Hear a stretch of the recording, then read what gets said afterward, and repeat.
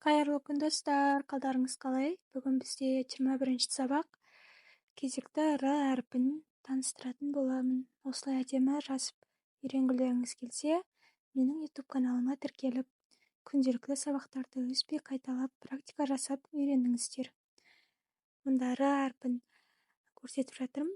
Осы р әрпін қазір жасыл ручкамен әдемілеп элементтерді көрсететін боламын.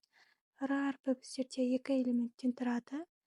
Мынау бірінші элементі және екінші элементі. Дәл осы екі элементті біздер клеткаға анық әрі әдемі етіп түсіруіміз керек. Енді кіші р әрпін элементтері бірінші және екінші.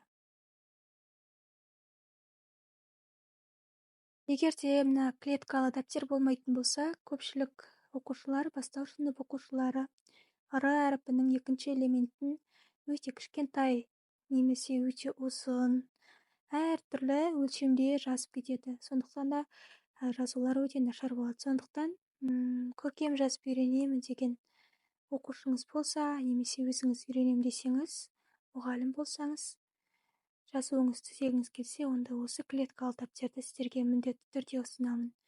Бұл өте арзан. Базарда канцелярский бутиктерде сатылады. Бағасы бар болғаны 45-40 теңге шамасында. Дәл осылай жазып үйреніңіздер. Мен мұнда р әрпіне Раушан, Рамазан деген секілді мысалдарды келтірдім. Дәл осы мысалдармен жазып көрсететін боламын.